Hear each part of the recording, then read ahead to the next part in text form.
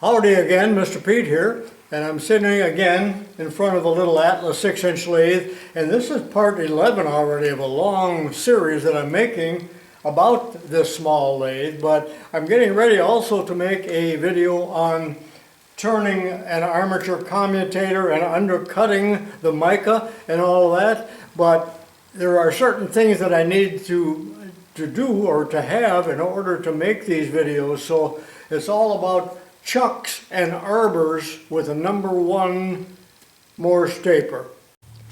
When a person is doing armature work on one of these small lathes, from time to time you'll be running into armature shafts that have center holes on both ends, like this one does.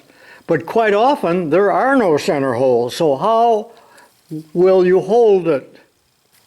Well, this is an armature chuck, and it has brass jaws, and it is made expressly for the purpose of working on armatures that do not have center holes, so you can see the brass jaws, and these are quite expensive. But the problem is this one has a #3 Morse taper shank, and that's not going to fit into this little tailstock with a #1, which is this size. And I have ordered some new arbors, so I'm going to show you how to change the arbors. Also, I need a tailstock chuck, a regular drill chuck.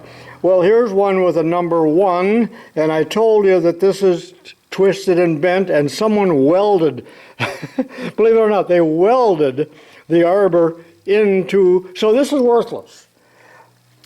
This is the one that came with the machine, but is pretty much non-functional. I think I'm going to throw it away rather than clean it up because I've got so many chucks.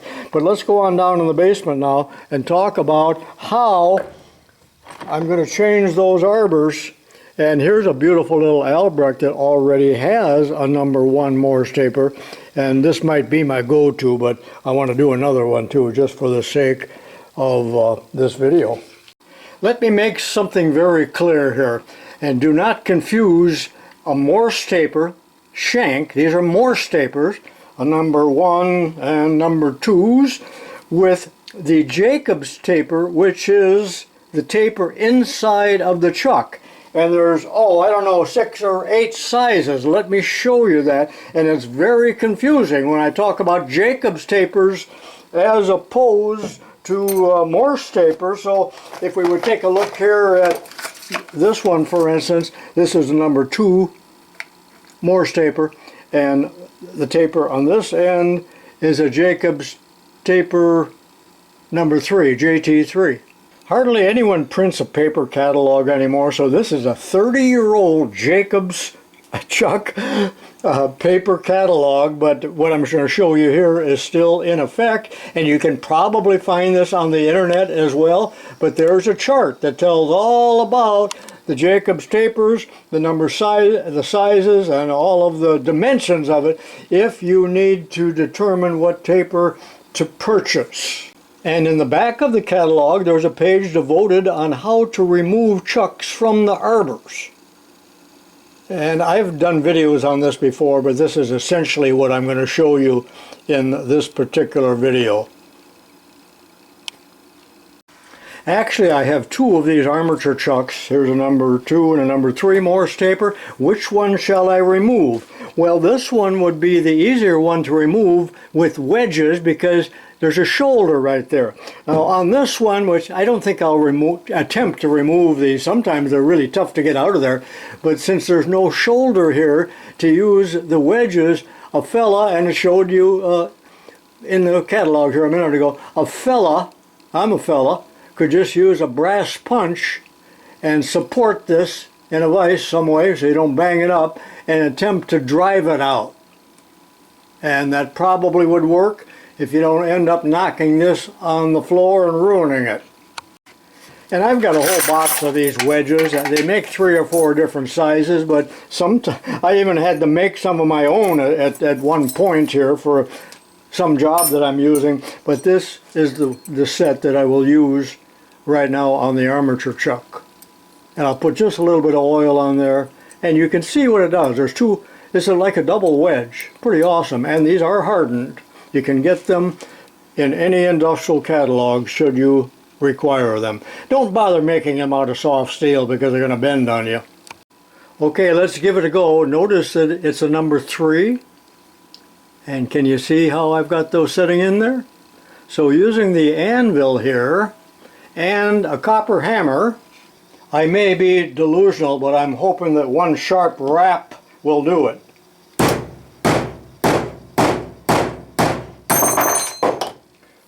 What did it take, 4 or 5, but there it is. This is a genuine JACOBS product, and they normally in this undercut right here tell you the model number and all of that, but I know you're not going to be able to read this, but it says JACOBS blah blah blah, and then it says number 3 Morse taper and number 3 JACOBS taper. That's a 3 JACOBS taper. And if you don't have that information, take your caliper and take all those measurements and compare them with that chart that I just showed you. You know, I was a Boy Scout, so I was always prepared. I have an entire drawer of drill shanks, but of course, not the ones I need. I might as well throw them out. And so I went on to FACEPLATE, and here it is 3 days later from Pomona, California. A Morse taper number 3, JACOBS number 3. Now the quarter 20 is all about a little thread right here. I don't know why I don't need that, but I know it's going to be perfect because it's been inspected by number 6. Although he was a 13-year-old boy without any shoes, but I'm very proud to have made a job for him. And there it is, a number 1 and a number 3. Looks out of proportion, doesn't it? And so I took the ubiquitous brakes and part cleaner and I cleaned the internal taper and the external because there was grease on there. But let's see if it fits. And it does, and again, a soft hammer. By the way, this was the quarter 20 thread they were talking about. It will not help me, nor will it hurt me. But notice that I have the jaws recessed. These are brass jaws, so if a fellow would set it down like this, he could bend or damage those jaws. So I backed the jaws out so I was against the steel. Now that is ready. Boy, that looks out of proportion. That's ready to put into the little Atlas lathe. Isn't that great? So I have here a genuine JACOBS chuck, and it's a 3/8 capacity. That's probably all I need for that little machine. And it is a number 2 JACOBS taper. And this thing is still in the package. And that's a nice little chuck, isn't it? Brand new. So that will be my tailstock chuck, but I need the correct arbor. So back on FACEPLATE I went, and this came from Huntington Beach, California. All industrial tool supply. Came in about 3 days. By the way, these are about $10 or $12 a piece. And here it is. Number 1 Morse taper, number 2 JACOBS taper. And boy, this is full of oil or something here. So let me get that wiped off, and that's going to fit perfectly, isn't it? And again, I clean both the internal and the external taper with that toxic solvent. You know, when you're 81 years old, you don't worry too much about toxicity anymore, do you? Jaws backed off, so all I'll do now is, again, give it a nice wrap. And that's ready to go. So now I have 2 chucks that will fit in the Atlas 618 lathe. This one looks like it could bend right there at the shoulder, doesn't it? And I'm sure these aren't hardened high quality. After all, they're from you-know-where. By the way, I'm going to give you a little bit of unrelated extra credit right now, but maybe it's related. Never use, and you can buy these arbors in threaded arbors on the end and straight shanks, just a wide variety of them. But what I wanted to tell you is on your milling machine, never use a chuck like this to hold a cutter. And there's 2 reasons for that. One is that the hardened jaws of the chuck cannot really bite into or get a grip on the hardened shank of the cutter. so it'll slip and sometimes will helix its way down into the work and ruin your work and go all the way through and ruin your Bridgeport table. And that's only half of the reason not to use it. The other is that these tapers, JACOBS tapers, are made so that for drilling with all of the, the pressure this way. So if you put pressure to the side, these will often release. And I can't tell you the number of times over the years when I was teaching where I would hear a loud noise and then go over to the milling machine, and against my specific orders, a student had done this, so there rolling down the aisle between the other machines is a chuck all banged up and a broken off cutter. Sorry for the rant. I'm not scolding you, but it may have sounded like it.